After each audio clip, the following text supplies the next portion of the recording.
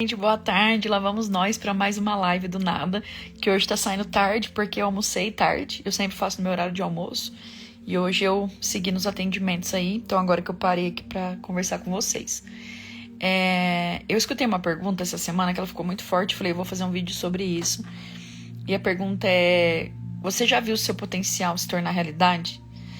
E aí quando eu escutei isso, ficou muito forte, eu fiquei curiosa em saber disso das pessoas, porque eu conheço muita gente muito foda, assim, que ainda tá lutando, né, pra colocar o seu potencial em jogo e ainda não conseguiu ver, né. E aí eu fiz essa pergunta pra mim mesma, e aí me veio muito forte, né, essa realização que eu já tive na minha vida, que foi quando eu fundei, né, o projeto da revista, junto com mais 2 sócios inicialmente. Então, eu recém-formado em jornalismo, cheguei em Poços, conheci a Tati Naila e o Christian Romanelli.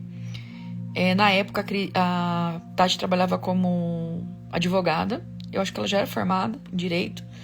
O Christian, designer gráfico, estudava arquitetura também se formando, e eu já tinha formado em jornalismo.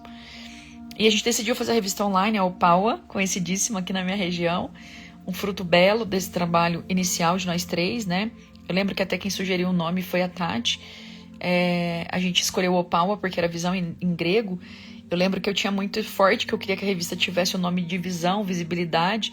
Tanto que eu criei o slogan, né? A visibilidade que o seu negócio precisa quando eu abri a agência. E aí a Tati foi lá e pesquisou vários nomes em outras línguas. Visão, né? Em outras línguas. E ela achou Opaua e a gente adorou. E a gente votou e escolheu esse nome para o nosso projeto. Eu lembro que na época a Tati tinha uma câmera, eu tinha um carro e o Christian tinha um computador bom. E aí a gente usava os recursos que a gente tinha para fazer o projeto andar ali, né? Fazer a revista online.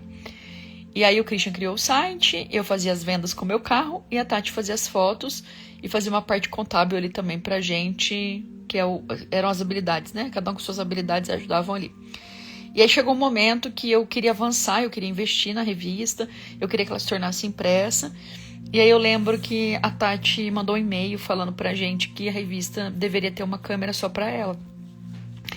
E aí eu falei que eu achava que a revista tinha que ter uma câmera só pra ela, um computador só pra ela e um carro só pra ela, né? Mas que é como um filho, né? Enquanto o filho não tem, a gente dá. E depois ele conquista. E aí foi quando a gente decidiu desfazer a sociedade, né? Porque a gente tava pensando muito diferente. E aí ficou eu e o Christian. O Christian começou a tentar vislumbrar ali um pouco do impresso, diagramar o impresso, mas não é a praia dele, até hoje não é. E aí ele decidiu voltar para a cidade dele, que é Divinópolis, e aí ele me mandou um e-mail dizendo, a partir de agora a revista é só sua. E aí eu resolvi colocar a revista nas bancas, né? Em 2012, 2013 ela já foi para as bancas, e aí eu homenageava histórias de carreira, e eu fazia de um tudo, assim, no começo. Escrevia matérias, tinha colaboradores na parte jornalística, contratei um diagramador e eu fazia a venda dos anúncios, né? Então aquela pauleira ali de comercial e tudo mais. E aí foi indo, foi avançando o projeto, consegui sustentar essa ideia de homenagear histórias que precisavam ter visibilidade. Eu conhecia pessoas que mereciam ter suas histórias contadas, assim, hoje eu acho que todo mundo merece ter essa história contada. Mas aí eu tinha um crivo ali, né, pra ver o que seria importante para a revista contar naquele momento da revista também. E eu entendi que a revista era uma entidade, sabe, gente? Que ela tinha vida própria, energia própria, que ela escolhia ali quem que ia ser homenageado. Aí toda edição a gente fazia uma festa, era muito legal, a gente fazia as festas de lançamento, né?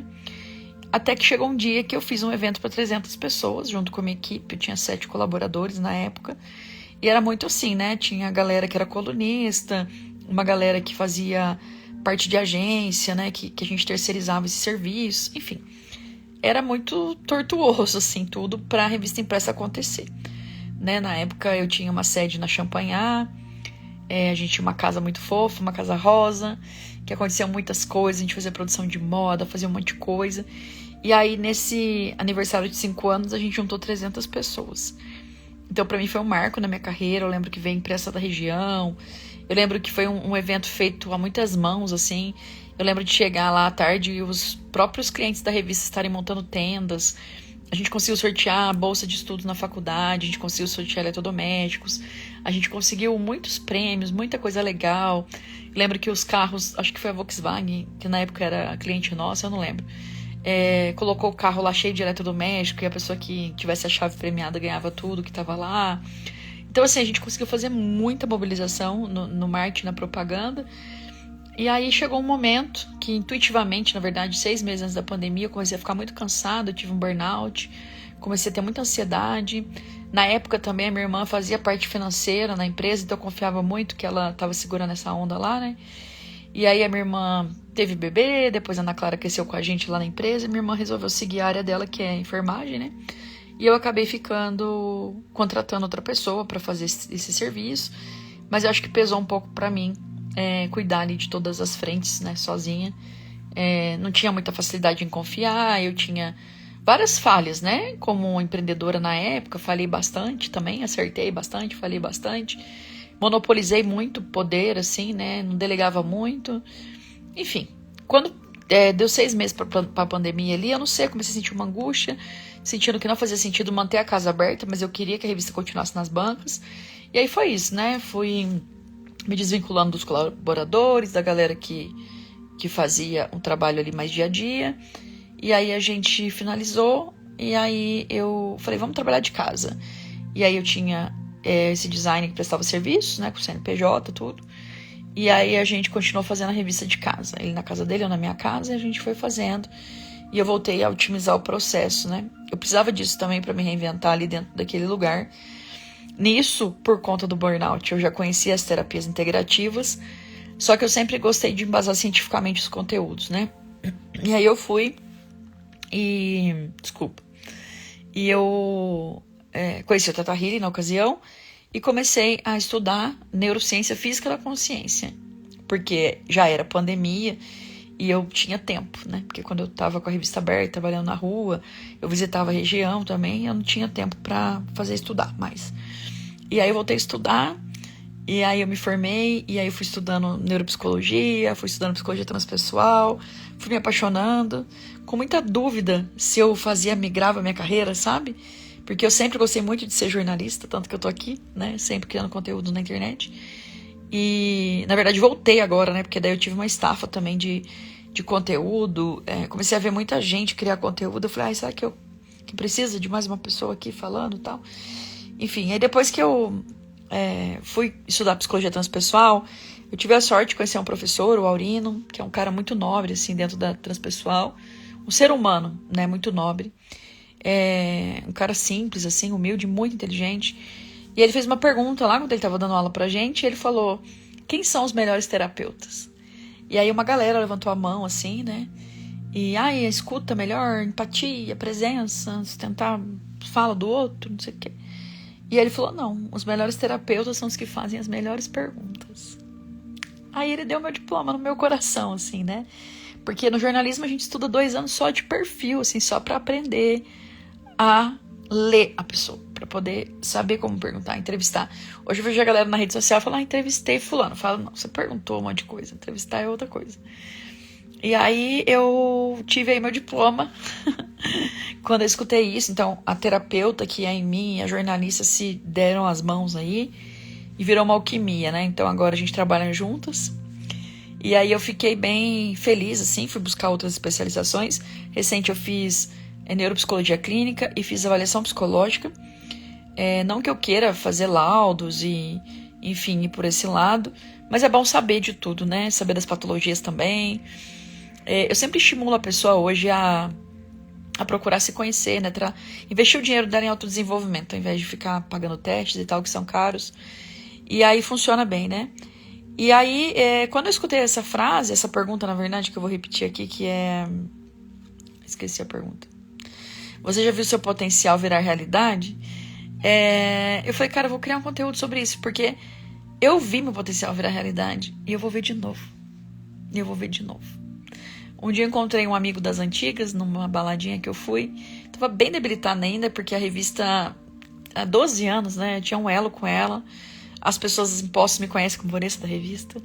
É bem forte isso, assim. Então demorou pra esse luto, né? Acontecer, assim. E aí eu lembro que eu encontrei esse cara e ele falou, você fez uma coisa grandiosa e sumiu, né? E agora as pessoas esperam que você faça outra coisa grandiosa. E eu falei, que loucura, né? Tipo assim, sem ego, assim, mas tá. Foi uma coisa que aconteceu, eu consegui juntar gente, eu tenho o dom de juntar gente pra fazer coisas em comum.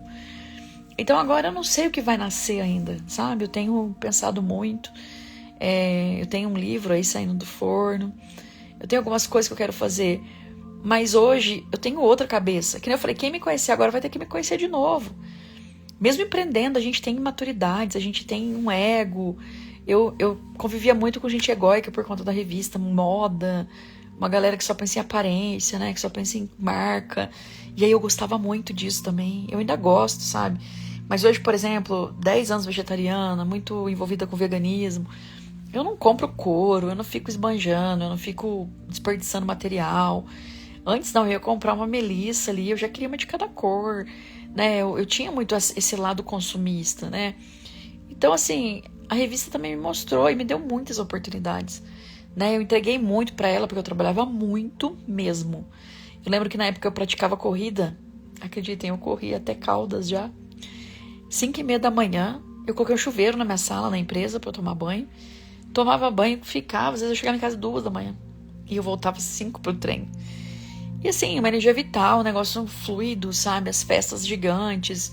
Eu sempre gostei de fazer festa nos clientes e chamava os clientes se conheciam, e um consumia do outro. Eu lembro que na pandemia até pizza do Araújo eu vendi pra ajudar ele a passar por esse momento, né? E agora tá acontecendo uma coisa legal, porque eu tô em Poços, né? Por enquanto. E aí eu fico encontrando, né, essa galera de antes. Alguns fecharam seus negócios, outros mudaram de rumo, outros continuam firmes e felizes com seus empreendimentos. Mas eu consegui ver meu potencial materializado ali, né? Eu já vi o meu potencial virar realidade dentro do jornalismo, dentro da editoria, né? Fazia parte da edição da revista também. Mas agora eu quero ver meu potencial novo.